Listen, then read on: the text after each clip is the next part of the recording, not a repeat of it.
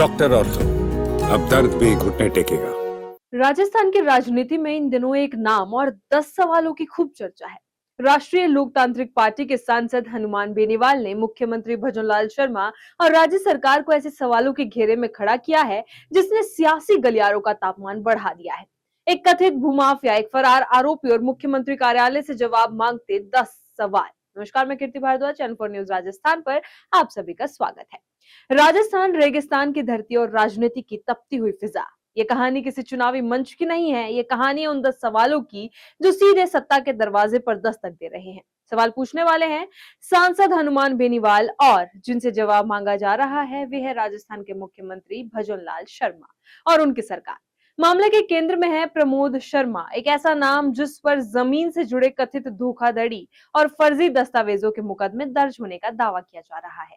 बेनीवाल का आरोप है कि आरोपी खुद को मुख्यमंत्री का करीबी या रिश्तेदार बताता है। इसी दावे को आधार बनाकर सांसद ने सोशल मीडिया के जरिए सरकार से जवाब मांगा है।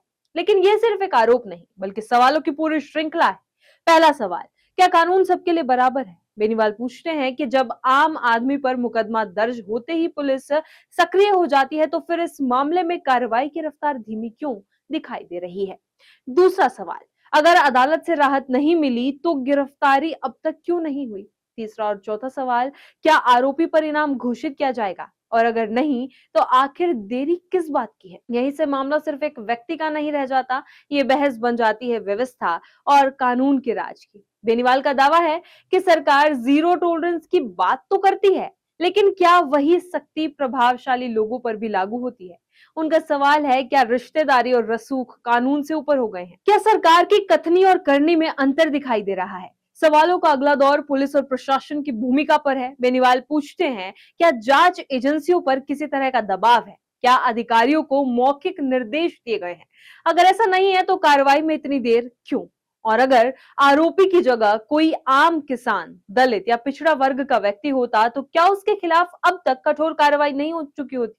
यही वो सवाल है जो इस पूरे विवाद को राजनीतिक रंग दे रहे हैं। लेकिन कहानी यही खत्म नहीं होती। बेनीवाल ने अपनी पार्टी के कार्यकर्ताओं का मुद्दा भी उठाया है। उनका आरोप है कि जब आरएलपी कार्यकर्ता ज्ञापन देने जाते हैं तो उनके खिलाफ तेजी से मुकदमे दर्ज हो जाते हैं, इनाम तक घोषित कर दिए जाते हैं। तो फिर कथित भूमाफिया के मामले में वही तत्परता क्यों नहीं दिखाई देती? यानी सवाल सिर्फ एक गिरफ्तारी का नहीं बल्कि कार्रवाई के दोहरे मानदंडों के आरोप का है।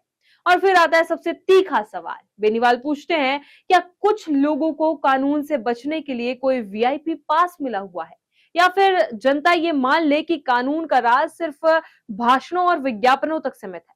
ये सवाल जितना राजनीतिक है उतना ही प्रतीकात्मक भी, क्योंकि इसके जरिए विपक्ष सरकार की विश्वसनीयता को चुनौती देने की कोशिश कर रहा है। हालांकि सरकार की ओर से इन आरोपों पर क्या जवाब आता है, इस पर सबकी नजरें टिकी हुई है।